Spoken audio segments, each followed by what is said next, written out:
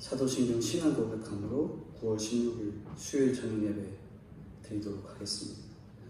전능하사 천지를 만드신 하나님 아버지를 내가 믿사오며 그 외아들 우리 주 예수 그리스도를 믿사오니 이는 성령으로 잉태하사 동정녀 마리아에게 낳으시고 본디오 빌라도에게 고난을 받으사 십자가에 못 박혀 죽으시고 장사한 지 사흘 만에 죽은 자 가운데서 다시 살아나시며 하늘에 오르사 전능하신 하나님 우편에 앉아 계시다가 저리로서 산자와 죽은 자를 심판하러 오시리라.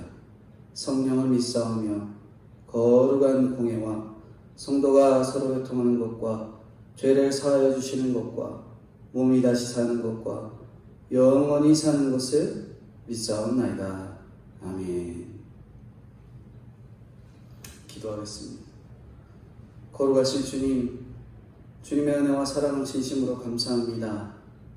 연약하고 나약한 저희들에게 성도로 부름을 받게 하여 주시고 말씀을 듣는 자로 하나님의 성도로 세워주셨는데 저희들 여러모로 부합되지 못하고 살아가는 연약한 부분들이 많아 하나님 주님 불쌍히 여겨주셔서 여러 형편과 상황을 통해 주님과 밀접한 관계를 허락토록 인도해 주신 주님, 주님의 은혜를 감사합니다. 주님의 은혜를 잊지 아니하고 내 말씀과 기도로 무장되어 오늘 필요한 말씀, 오늘 들은 말씀 하루하루 새겨 주님 아버지 주님 보시기에 부족함이 없는 저와 성도님들 될 수 있도록 은혜로 함께하여 주시고 인도해 주옵소서. 시종을 주님 아버지 앞에 의탁드리오며 거룩하시고 은혜가 풍성하신 예수님의 이름으로 기도드리옵나이다.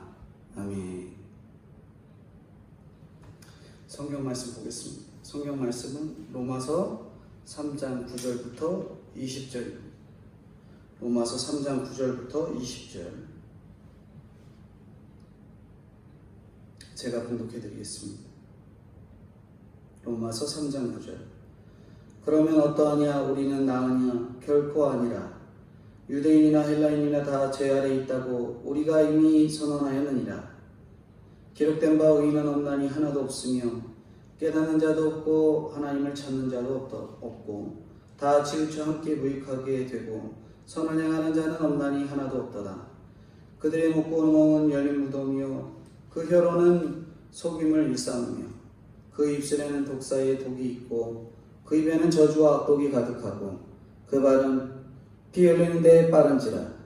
반멸과 고생이 그 길에 있어 평강의 길을 알지 못하였고 그들의 눈앞에 하나님을 두려움이 없느니라 함과 같으니라. 우리가 알거니와 무릇 율법이 말하는 바는 율법 아래에 있는 자들에게 말하는 것이니 이는 모든 입을 막론하고 온 세상으로 하나님의 심판 아래 있게 하려 함이라. 그러므로 20절 같이 읽겠습니다. 그러므로 율법의 행위로 그의 앞에 의롭다 하심을 얻을 육체가 없나니 율법으로는 죄를 깨달음이니라. 아멘. 로마서 3장 9절부터 20절까지 절대 죄인인 우리에 대해서 오늘 본문을 살펴보고자 합니다. 오늘 이 시대에 수많은 뉴스들을 보면 수많은 죄인들이 나옵니다. 보면서 어떻게 저딴 사람이 있을 수 있냐, 어떻게 저런 사람이 있을 수 있느냐 분을 내죠. 그러면서 저건 죽어야 된다, 저건 더 썩어야 된다, 저건 더 교도소에 있어야 된다 분을 내죠. 오늘 이 예배 전에 오전 중에 제가 고등학교 친구들과의 카톡방인데 그 친구들과의 카톡방에 무슨 글이 올라왔냐면 자기가 2010년에 음주운전 사고로 면허 취소가 됐는데 최근에 또 여차여차해서 실수로 음주운전을 하게 됐는데 검사가 2년이 구형됐다고 말하고 자신에 대해서 탄원서를 써달라는 내용이었습니다. 처음에 이런 걸 왜 썼을까 하는 생각도 들었죠. 하지만 말씀 보면서 깨닫게 된 것은 누구나 죄인이라는 것을 깨닫게 되었습니다. 내가 그 친구를 정죄할 사람이 될 수 없다는 사실을 깨닫게 된 것이지요. 우리가 어떤 죄인들과 다를 것 없는 동일한 죄인이라는 사실을 들으면 우리는 얼마나 동의하십니까? 내가 저 사람과 다를 것 없다. 내가 이 사람과 다를 것 없다. 라는 그 말을 들으면 얼마나 동의하냐는 거지. 오늘 본문은 우리가 절대 죄인이다 라는 사실들을 말씀해주고 있습니다. 오늘 6가지 정도로 말씀을 전해드릴 텐데, 첫 번째로 피할 수 없는 유죄 선고에 대해서 말씀합니다. 피할 수 없는 유죄 선고. 9절입니다. 9절 제가 읽겠습니다. 그러면 어찌하냐 우리는 나으냐 결코 아니라 유대인이나 헬라인이나 다 죄 아래 있다고 우리가 이미 선언하였느니라. 바울이 로마서 1장 1절부터 복음에는 차별이 없다고 말했잖아요. 바울은 313년 동안의 지하 공동묘지 이 카타콤에서 숨어 살며 아들을 낳고 손자를 낳고 신앙생활을 지킨 초대교회 신앙인들에게 이 로마서를 썼거든요. 아무리 세계 최고의 문명이었던 헬라 문명을 자랑했던 그 강대국 로마도 결국 죄인이고 차별 없는 복음을 받아들여야 할 대상이다라는 선포를 한 거죠. 그래서 1장 18절부터 21가지 21가지의 죄의 목록을 열거했습니다. 그리고 먼저 믿었다고 하는 유대인들도 판단의 죄를 짓고 있음을 그들을 지적하고 유대인이 낳은 점 한 가지는 말씀 받은 거 그거 하나다 이렇게 말하거든요. 그러나 9절에 보니까 400년 된 대단한 강대국 문명을 자랑했던 헬라인이나 하나님께서 직접 주신 율법을 1500년 동안이나 지켜온 유대인도 바울과 그 일행들까지도 우리 모든 그리스도인들도 다 죄인이라고 말하고 있는 거예요. 누구도 죄인이라는 이 명칭에서 빠져나갈 수 없다는 거지. 앞에서도 말씀드린 것처럼 뉴스에 나오는 범죄자들을 보면서 우리는 어떤 생각을 하나요? 나는 저 사람들과 달라. 나는 쟤랑 달라. 나는 그렇지 않아. 이렇게 어떻게 저렇게 사람의 탈을 쓰고 저럴 수 있는가 하고 혀를 차는 사람도 다 똑같은 죄인이라는 것이지요. 바울이 로마와 유대인들의 죄를 다 지적한 후에 우리의 문제를 거론한 것은 우리가 항상 타인의 문제를 통해서 자기의 문제를 정확하게 볼 수 있기 때문에 그런 거예요. 우리는 돈 없는 사람을 가난하다 말합니다. 건강 잃은 사람을 환자라고 표현하죠. 배우지 못한 사람은 무식하다 합니다. 그렇다면 죄인은 죄를 지은 사람을 말한 거예요. 하나님은 계속해서 인간을 죄인이라고 하시는데 그럼에도 우리는 어떤가? 아직도 나는 죄인이 아니다. 죄인이 아닌 것 같습니다. 서양 철학의 유명한 인물인 쇼펜하우어가 이렇게 말해요. 각 개인은 타인 속에서 자기를 비추는 거울을 가지고 있다. 이렇게 말합니다. 그러므로 우리는 다른 범죄자들보다도 그 속에서 나 자신을 볼 수 있어야 하는 거죠. 범죄자들 가운데 믿는 신자들도 볼 수 있습니다. 오늘 우리는 하나님 말씀을 맡은 자로서 믿는 자에게는 나은 것이 있다고 했지만 그 믿는 사람들조차도 똑같이 죄를 저지른다고 바울은 말하고 있는 거예요. 죄 아래 있다라는 말은 다른 구절에서 멍에 아래로 표현되어 있습니다. 사슬에 매어서 무거운 짐을 지고 평생 죄의 종노릇 한다는 거죠. 인간은 어떻게든 죄를 막아보려고 애를 썼고 지금도 계속 애를 쓰잖아요. 그래서 뭐 범죄와의 전쟁, 무슨 소탕작전, 무슨 특별법, 부동산 투기 막했다고 세금을 더 내라고 부과하고 집집마다 도난 경보, CCTV, 호신기구, 수많은 죄를 피하기 위해서 나라도 개인도 애를 쓰고 있습니다. 그러나 죄를 예방하고 처벌하기 위한 방법이 개발될수록 죄는 또 어때요? 죄의 기술도 점점 발전합니다. 죄는 가공할 만한 세력이기 때문에 멍에처럼 우리의 육체와 정신과 영혼을 얽매고 있기 때문에 그래요. 죄가 우리의 그런 모든 선한 감각을 다 막아버립니다. 좋은 것도 나쁜 것도 기쁨도 슬픔도 느끼지 못하도록 우리를 막 피폐하게 만드는 것이 죄의 세력이라고 할 수 있지요. 무서운 죄의 세력을 누가 피해가겠습니까? 오늘 저라고 목사라고 혹은 권력 있는 대통령이라고 천주교의 교황이라고 피해갈 수 있을까요? 우리 중에 누구도 피할 수 없습니다. 우리는 다 죄인이에요. 이걸 인식해야 됩니다. 우리 안에 뉴스에 나오는 범죄자보다 내가 더 낫다고 생각하는 것들이 있습니까? 오늘 우리가 저 뉴스에 나오는 범죄자보다 더 낫다고 생각하는 게 뭐가 있어요? 믿는 사람이 어떻게 저럴 수 있냐라고 손가락질하고 있진 않습니까? 그렇게 큰 범죄자의 모습이 바로 나라는 인간임을 깨닫는, 저 큰 죄인이 나라는 인간임을 깨닫는 저와 성도님들이 되어야 되는 것이죠. 두 번째는 이런 유죄 선고에 대한 이 성경의 증언입니다. 10절입니다. 기록된 바 의인은 없나니 하나도 없으며. 유죄 선고에 대한 성경의 증언이 바로 이거예요. 10절에 바울은 100% 유죄 선고를 받은 우리가 반박할 수 없도록 우리가 다 기록된 바, 성경에 기록된 대로 우리는 다 뭐다? 죄인이다. 그렇게 확인시켜줘요. 이어서 성경에 박식한 사람답게 10절부터 18절까지, 이런 10절부터 18절까지는 구약의 시편과 이사야서를 인용해서 써요. 그러나 우리가 100% 죄인이라는 것은 사도 바울의 철학도 아니고 저희 앞에서 나와서 말씀을 전하는 목회자의 주장도 아니고 성경에서 이미 우리가 다 100% 죄인이다라고 말씀하고 있어요.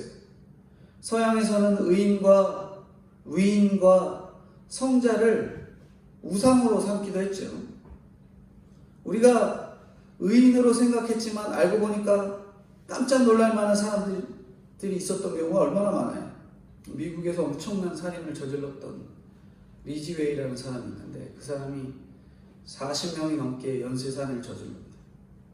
그 사람이 저질렀던 이 범죄는 뭐였냐면 자기가 이 성적인 충동을 감당하지 못하니까 이 성적인 충동을 해결하기 위해서 그걸 해결할 이 돈을 주고 자기의 그 성적인 충동을 해결할 사람들을 불러서 관계를 한 거죠.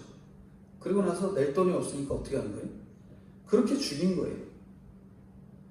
근데 이 리즈웨이가 교회를 다녔다는 거죠. 오랫동안 신앙생활을 했고 교회에서는 기도할 때도 눈물을 흘리면서 기도도 했고 교회에서는 그를 의인으로 봤을 수도 있어요. 성도가 눈물을 흘려가면서 기도하니까 주변 사람들이 보기 얼마나 신실해 보였겠어요. 그러나 정작 그는 40명이 넘는 사람을 살인한 살인마였고 그리고 자기의 그 성적인 충동을 제어하지 못한 이 강간범이었습니다. 이렇게 성적인 충동이 일어나면 정상적인 사고를 벗어나서 장소와 때를 가리지 않고 그것을 해소해냈던 그 사람, 그 사람을 어찌 보면 욕구 조절 문제가 있는 정신질환자로도 보고, 근데 그런 것들을 심각한 병을 아무도 주변 사람들이 알지 못하고 그래서 40명이 죽어나가도록 몰랐던 거죠. 오늘날 교회의 사명은 뭔가 불신자들의 영혼 구원에 있는데 이를 교회 밖에서만 찾으려고 하면 안 됩니다. 같이 교회를 다니고 있어도 그리스도 밖에 있는 사람들이 너무 많기 때문에 그래요. 앞선 이 리즈웨이가 다니던 교회에서 누군가 그가 교회는 다니고 있지만 그가 이런 문제가 있고 이혼도 하고 그런 문제를 발견하고 도와줄 수 있었다면 정말 과연 한 사람이라도 목숨을 구할 수 있지 않았을까? 멀쩡하게 교회 다니고 있다고 안심하지 말고 내 옆에 있는 성도들이 영적으로 어떠한 상태인지 일일이 살펴보고 돌아보고 그래야 됩니다. 기도해 줘야죠. 그런데 교회에서 어떻게 이렇게 흉악한 이야기를 하는가? 왜 교회에서 저런 흉악한 범죄 얘기, 나쁜 얘기 이런 게 아니라 교회에서야말로 죄의 문제를 꺼내놓고 다뤄야 되는 거예요.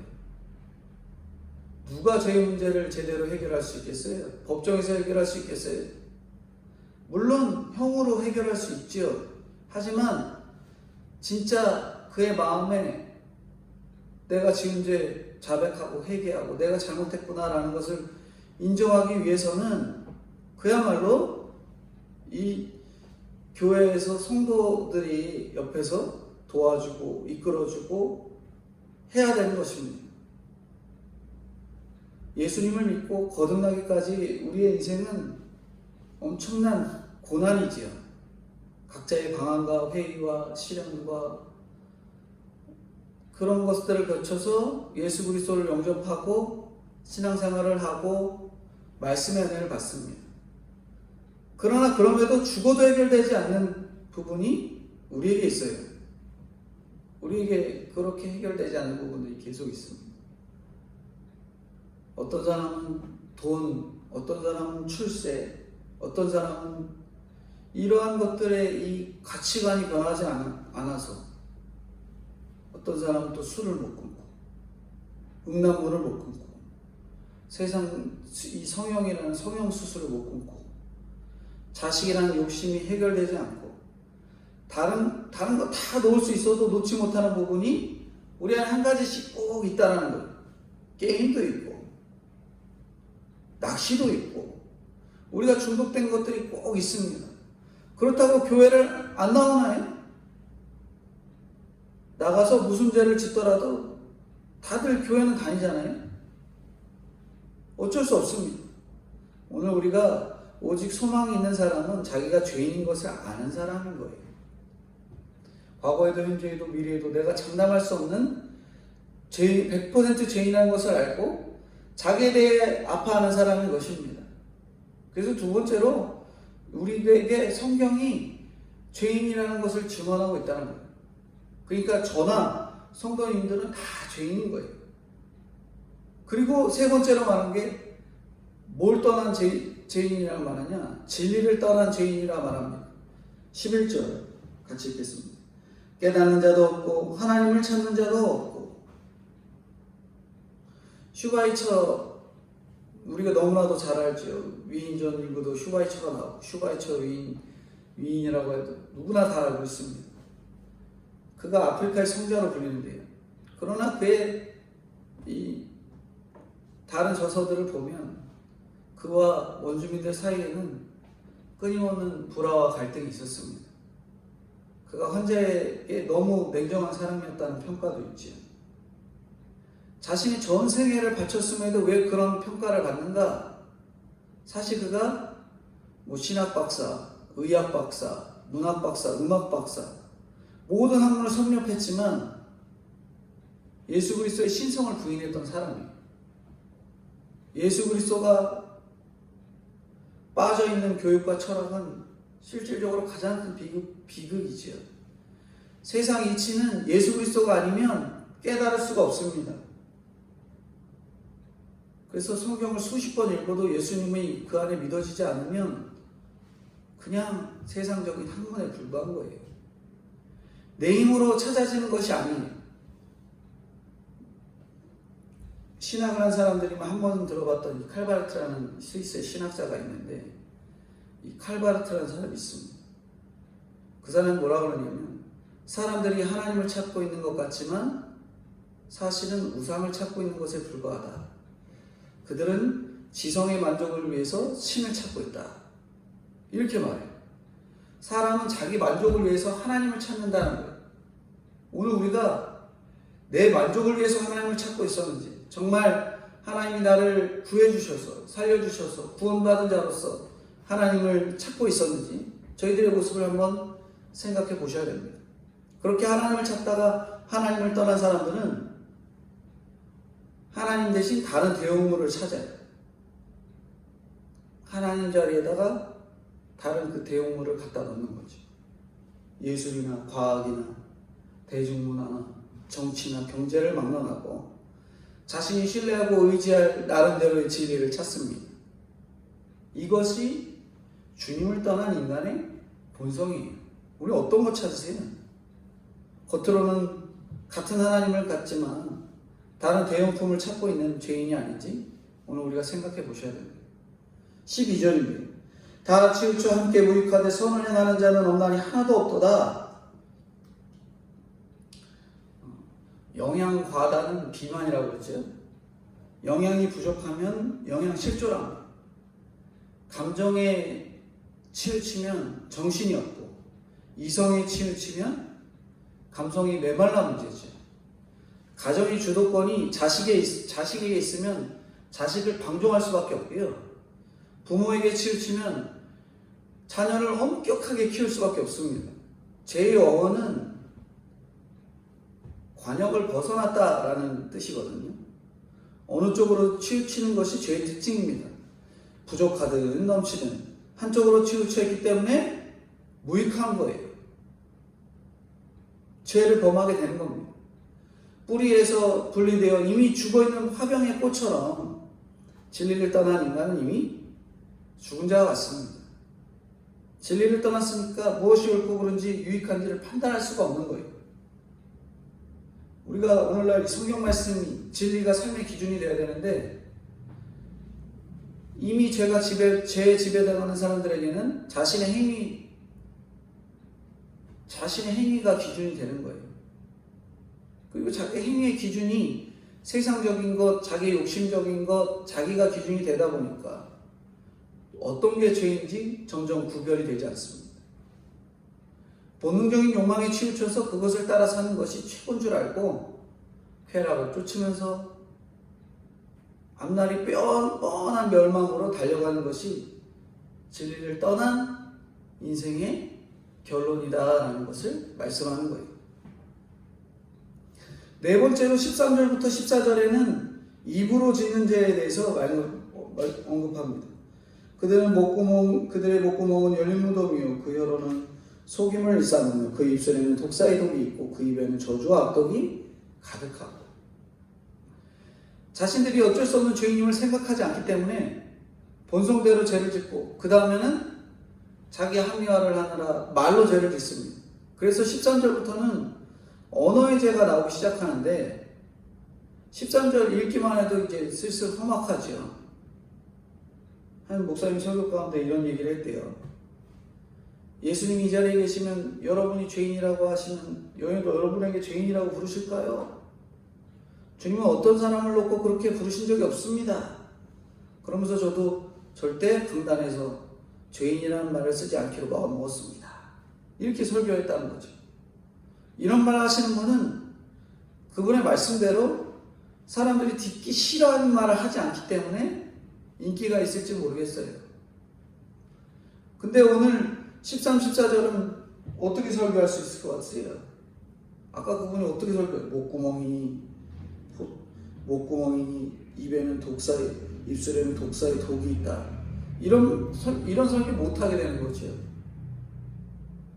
목도 아니고 목구멍, 독사, 저주, 악독. 누군가를 향한 이런 말을 한다면 엄청나게 인격이 모독이 될 수도 있습니다. 그런데 하나님은 이런 험한 말까지 하시면서 인간이 정말 처참한 죄인이다, 그렇게 강조하고 있습니다. 내 죄를 깨닫게 하기 위해서 듣기 힘든 말이지만 들으라고 그렇게 말씀하시는 거예요. 오늘 우리에게 깨달으라고 말씀하는 거지, 야, 좀 기분 나쁘지만 들어라. 그래도 네가 들어야 이게 깨달아지는 것이다 말하는 거예요. 지금 말하는 목구멍, 혀, 입술은 다 우리 몸의 발성기관입니다. 인간이 다 100% 죄인인데 혹시라도 지옥이 너무 좁다면 입만 가도 될 것 같습니다. 그만큼 악독한 죄를 많이 짓는 것이 입이에요. 목구멍에 열린 무덤이라고 하는데 이게 무슨 말인가? 유대인의 무덤은 동굴 형식이잖아요. 그래서 돌을 치우면 시체가 드러나면서 냄새가 나요. 근데 냄새가 나도 동굴에다가 시체 한 구만 넣으면 그냥 얼마 갈지 않고 썩을지 모릅니다. 하지만 동굴에다가 시체를 여러 개 넣어요. 그러니까 열리면 악취가 어마어마한 거죠. 근데 우리는 무덤에 큰 돌 하나 막아놓고 무덤이 열리지 않을 것이라고 확신합니다. 내 속이 드러날 일이 전혀 없을 거라고 생각하는 거죠. 그러나 생각하지 않을 때 우리의 인생도 지진이 일어나고 오늘 우리의 보물로 여기던 것들이 잃는 사건들이 옵니다. 그때가 되면 돌이 굴러져 갖고 우리 안에 있었던 그런 더러운 악독들이 드러나기 시작하죠. 드러내기 싫어도 어쩔 수 없이 우리 인생에 드러날 날이 있습니다. 우리는 입만 열면 남의 말하기 좋아하잖아요. 남에 대해서는 칭찬하고 나에 대해서는 잘못 이야기하는 사람은 과연 있는가? 다른 사람에 대해 좋은 이야기보다는 험담을 하며 즐기는 것이 오늘 우리의 모습이 아닐까 보셔야 됩니다. 사람들은 서로 사랑해서가 아니라 같이 미워해야 할 사람이 생기면 친해진다고 하잖아요. 그래서 뭐 공공의 적이 생기면 전혀 안 친하던 사람도 한마음이 돼서 친해지는 경우를 보게 됩니다. 원수처럼 지내던 바리새인과 사두개인도 예수님 죽이는데 한마음이 되었잖아요. 막 호흡이 척척 잘 맞습니다. 악취는 한 곳에만 있지 않고 사방에 진동하는 것처럼 우리가 입만 열면 견딜 수 없는 악한 마음과 생각들이 쏟아져 나오죠. 죄인끼리 모여서 각자의 무덤을 열고 무덤에 대화를 합니다. 나의 악한 말 때문에 온 식구가 상처를 받고 피를 줄줄 흘려요. 오늘 우리가 한마디 했던 말을 생각해 보셔야 됩니다. 습관적으로 입에 붙은 욕설 혹은 교양 있는 말을 하더라도 남을 해하고 자신을 자랑하는 언어들로 살아가고 있지 않은지, 우리의 그런 언어 습관이 어땠는지 살펴보셔야 됩니다. 정말 그 사람을 위해서 했던 말인지, 나의 자랑거리를 위해서 했던 말인지 꼼꼼히 생각해 봐야 하는 것이죠. 다섯 번째로 절대죄인이 우리에 대해서 말하면서 파멸과 고생의 종신형을 언급합니다. 파멸과 고생의 종신형. 15절부터 17절인데 제가 읽어드리겠습니다. 그 발은 피 흘리는데 마른지라 파멸과 고생이 그 길에 있어 평강의 길을 알지 못하였고, 여기 16절에 파멸과 고생이 있다 그러잖아요. 오늘 우리에게 이 죄로 쌓인 인생들은 파멸과 고생의 종신형을 받게 된 거죠. 우리를 지배하는 것은 이성이나 감성이 아니라 죄입니다. 죄. 눈만 뜨면 죄가 나를 지배하는 거예요. 죄를 깨닫고 돌이키는 데는 평생이 걸리기도 하지만 죄 지을 생각을 하고 그것을 실천에 옮기는 데는 우리의 발이 얼마나 빠른지 몰라요. 우리의 이익을 위해서 조금이라도 다른 사람에게 피해를 주고 범죄를 하고 그러한 일에는 우리는 적극적인지 몰라요. 거기에 파멸과 고생이 기다리고 있는 걸 모르기 때문에 정신없이 달려갑니다.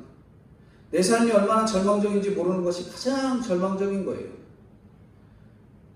눈앞에 낭떠러지가 있는지 모르고 달려가는 어린아이를 생각해 보면 부모가 옆에서 보고 있을 때 얼마나 속이 타들어가겠어요. 악을 쓰면서 묵주해야겠죠. 소리를 빽빽 질러가면서 거기가 아니다, 그 길로 가면 안 된다, 거기로 가면 떨어진다, 죽는다, 얼마나 소리를 지르겠어요. 죄의 권세 아래 그 멍에 묶여갖고 무거운 짐을 지고 끌려가는 인간의 모습을 보면서 하나님도 너무 급하셔갖고 이렇게 목구멍이니 험한 말들을 하십니다. 하나님이 우리의 죄악을 가장하셨을까? 내 목구멍이 열린 무덤이고 내 혀는 속임을 베푸고 내 입술에 악독과 저주가 가득하는 말씀이 지나친 말씀일까요? 하나님은 돌려 말씀하지 않으시고 정확하게 다 말씀하시는 거예요. 지금 우리의 처지가 하나님의 좋은 말 들을 처지가 아니다라는 것을 이 본문은 그대로 말씀한 거예요. 18절입니다. 그들의 눈앞에 하나님을 두려움이 없느니라 한 것 같습니다. 죄를 짓고도 깨닫지 못한 근본적인 이유는 그 속에 두려움이 없는 거예요. 두려움이 없으니까 또 저지른 거죠. 저기 전과 몇 번, 뭐 18번, 20번 뭐 이런 사람들이 교도소에 가장 많이 들어간 이유는 뭐예요? 죄 짓고 자기가 받은 벌에 대한 두려움이 없기 때문에 그런 거예요. 두려움도 없고 두려움도 모르기 때문에 그렇죠. 시편 36편 1절에 보면 악인의 죄가 그의 마음속에 이르기를 그의 눈에는 하나님을 두려워하는 빛이 없다 하니. 이처럼 인간 타락의 최종의 증거는 하나님을 두려워하는 마음이 없는 거죠. 오늘 우리가 세상에 어떤 돈을 두려워하고 사람을 두려워하고 어떤 걸 두려워하고 있었다면 내가 얼마나 하나님을 두려워하고 있지 않았는지, 내가 얼마나 하나님에 대해서 제대로 인식하지 못하고 있었는지 깊이 회개하셔야 됩니다. 처음 죄를 지을 때는 생각만 해도 몸이 벌벌 떨리다가 누가 알까봐 그러다가 한번 실행에 옮기면 당장 눈에 보이는 사람만 속이면 된다고 생각하면서 못된 일, 거짓말, 속임수 그런 일들을 계속 이어서 하는 거예요. 그게 바로 인간의 특징입니다. 우리가 죄에 대해 무뎌진 것이 있지 않은지 생각해 보셔야 돼요. 얼마나 무뎌졌습니까? 예배드리는 것, 하나님께 바쳐야 될 것 바치지 않는 것, 기도하지 않고 말씀 읽지 않는 것, 하루에 기도 시간, 식사하면서도 하나님이 주신 그 은혜를 잊고 걸어가는 것, 그게 바로 우리가 죄에 대해 점점 무뎌져 가는 길이에요. 아무렇지도 않게 거짓을 하고 약속을 어기고 우리가 어떤 거에 중독이 되어 있는지 끊임없이 살펴서 주님이 주신 것 내 것으로 여기고, 그리고 정작 주님을 두려워하지 않았던 완악한 저희들의 모습들이 있었음을 철저하게 살피고 회개해야 되는 거죠. 마지막 여섯 번째는 이 법 없이도 살 사람, 바로 죄를 모르는 사람입니다. 죄를 모르는 사람. 19절부터 20절입니다. 제가 읽어드리겠습니다. 우리가 알거냐 무릇 율법이 말하는 바는 율법 아래 있는 자들에게 말하는 것이니 이는 모든 입을 막고 온 세상으로 하나님의 심판 아래 있게 하려 합니다. 그러므로 율법의 행위로 그의 앞에 의롭다 하심을 얻을 육체가 없나니 율법으로는 죄를 깨달으라. 율법으로는 뭐 한다 그래 마지막에? 죄를 깨닫는다 그러죠? 율법의 쓰임은 죄인임을 깨닫게 하는 것이고요. 율법의 핵심은 하나님 사랑, 이웃 사랑을 하라는 것. 율법이 요구하는 것은 내가 아닌 하나님과의 타인을 향해 있는 것입니다. 누군가를 도울 때는 도움을 주는 사람의 권리가 아니라 도움을 받는 사람의 권리가 우선이 되어야 되는 거예요. 그 사람에게 필요한 것을 줘야 도움이 되는 것이기 때문입니다. 가르쳐서 쓸만한 사람을 보고 장학금을 주는 것은 도움이 아니라 투자예요. 내 만족을 위해 돕는 것은 사랑이 아닌 욕구죠. 사랑은 가장 쉽게 말하면 깨진 독에 물 붓기와 같습니다. 깨진 독에 물 붓기. 내가 줘도 전혀 받지 못할지라도 나는 거기다 계속 끊임없이 물을 붓는, 사랑을 붓는 이것과 같습니다. 의인을 위해 죽는 사람도 있습니다. 자신을 위해서 그렇죠. 그러나 나를 미워하는 사람을 위해서, 원수를 위해서 죽는 사람은 없죠. 평생 나를 괴롭히고 사업 망하게 하고 회사 쫓겨나게 하고 누명까지 덮어씌우는 도저히 용납할 수 없는 누군가를 그 사람을 위해서 내가 죽는다는 건 정말 도저히 상상할 수도 없는 어려움이지요. 그런데 미운 사람, 원수를 위해 목숨을 내놓기까지 사랑하는 것이 율법이 요구하는 거예요. 율법은 행위로 나타나는 표면적인 것이 아닙니다. 행위적으로 잘했나 못했나 따지는 것은 정말 수준 낮은 이야기예요. 율법을 행위로 잘못 받아들인 사람들이 유대인입니다. 유대인은 구제나 금식, 11조, 절기를 열심히 지켜가면서 자신들의 율법을 잘 지킨다고 생색냈잖아요. 행위적으로 딱 그만큼 지키고 자신들이 의롭다고 착각했던 거예요. 율법은 그런 우리를 하나님의 수준에 도달할 수 없다는 것을 깨닫게 하는 거예요. 아무도 할 수 없는 죄인입니다. 아무것도 할 수 없는 죄인입니다. 나는 내가 해결할 수 없는 죄인입니다. 라는 것을 알게 하는 것이 바로 율법인 거예요. 그리고 오늘 저희들이 주시는 그 말씀입니다. 해결은 그럼 결국 누가 해주시는 것을 깨닫는 거예요? 바로 하나님이시지요. 그리고 그 아들 독생자 예수 그리스도를 통해서 그 모든 것들을 해결해 줄 수 있다는 것을 깨달으라고 바로 말씀을 주신 거예요. 오늘 말씀의 결론인데요. 오늘 우리가 교회에 와서 찬송을 하고 어떤 찬송이 있어요? 나 같은 죄인 살리신 주 은혜 놀라워 찬송하잖아요. 근데 우리가 죄인입니다. 그렇게 찬송하고 찬송을 부르며 눈물을 흘리던 사람도 막상 세상적인 사업이 안 되고 육체가 아프고 되는 일마다 안 되는 그러한 어려운 상황을 만나면 내가 왜 내한테 왜 이런 어려운 일이 생기냐, 내가 무슨 잘못해서 이런 어려움이 생기냐라고 원망을 하죠. 얼마나 죄인인지 모르기 때문에 그렇습니다. 죄인인지 몰라서 그런 거예요.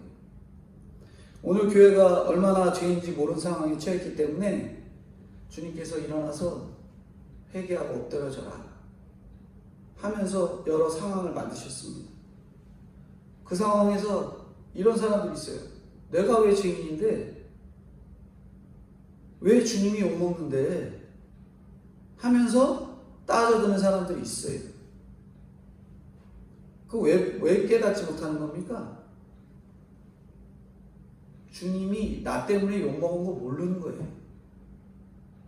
나 때문에 욕먹은 거 모르는 거예요. 주님께서는 욕먹은 거 다 나 때문이다 라고 깨달아서 믿음의 고백이 나올 때까지 주님은 한시도 쉬지 않으십니다.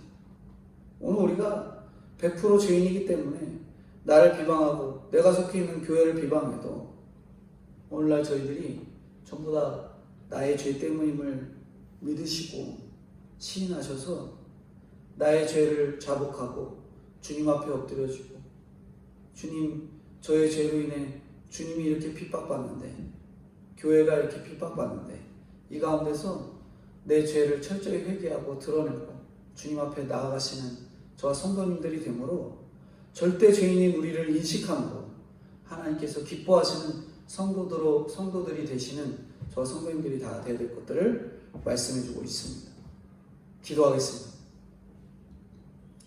거룩하신 주님, 은혜와 사랑을 감사합니다. 바울은 유대인이나 헬라인이나 다 죄 아래 있다고 합니다. 오늘 우리가 무거운 짐 지고 멍에 매여 사는 죄인이라는 것을 깨닫는 저희가 되게 하여 주십시고, 의인은 없나니 하나도 없다고 하시는데 하나님을 찾는다 하면서 하나님의 대용품인 자식이나 세상의 지식이나 돈이나 명예나 여러 가지 것들을 가져다 놓은 저희 힘을 하나님 아버지 앞에 회개하오니 주님 불쌍히 여겨주시고 은혜로 함께하여 주시옵소서.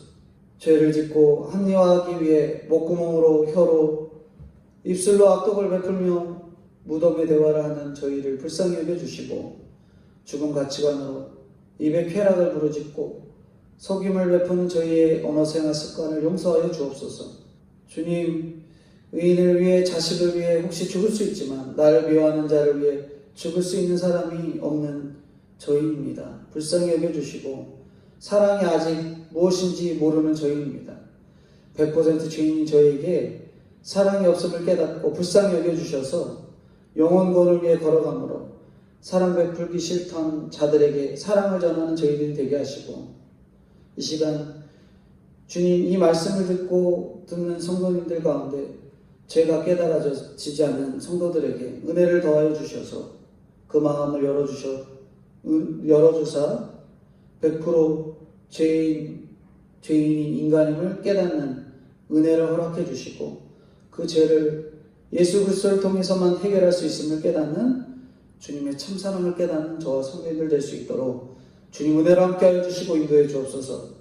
하나님, 기도하는 것은 코로나 바이러스로 인해 끊임없이 일어나는 여러 가지 문제들, 사건들, 교회를 향한 지탄의 소리들, 그것들이 다 저희 죄로 인해 있음을 깨닫는 저희들이 되게 하여 주시옵소서. 빨리 이 코로나 백신이 개발되어 수많은 사람들이 고통 가운데 해결함을 받을 수 있도록 도와주시고, 그 해결함을 통해 주님을 알아가는 놀라운 은혜들이 있도록 하여 주시옵소서. 차별금지법, 낙태호령법, 주님 불쌍히 여겨주사 주님이 아니시면 해결할 수 없는 문제임을 깨닫고, 주님 이 문제들이, 이 법들이 제정되지 않도록 이 대한민국을 불쌍히 여겨주시고 은혜로 함께하여 주시옵소서. 감사드리옵고 예수 그리스도의 이름으로 기도드리옵나이다. 아멘. 잠시 광고드리면 온라인 예배가 계속 드려지고 있습니다. 대면 예배가 진행될 단계에 이르면 전화 연락과 문자 연락으로 속히 알려드릴 테니 걱정하지 마시고 대면 예배를 기대하시는 저 성도님들이 다 되어야 되겠습니다. 주님 가르쳐 주신 기도로 예배 마치겠습니다. 하늘에 계신 우리 아버지여, 이름이 거룩히 여김을 받으시오며 나라의 임하옵시며 뜻이 하늘에서 이룬 것 같이 땅에서도 이루어지이다. 오늘날 우리에게 일용할 양식을 주옵시고 우리가 우리에게 죄 지은 자를 사하여 준 것 같이 우리의 죄를 사하여 주옵시고 우리를 시험에 들게 하지 마옵시고 다만 악에서 구하옵소서. 대개 나라와 권세와 영광이 아버지께 영원히 있사옵나이다. 아멘.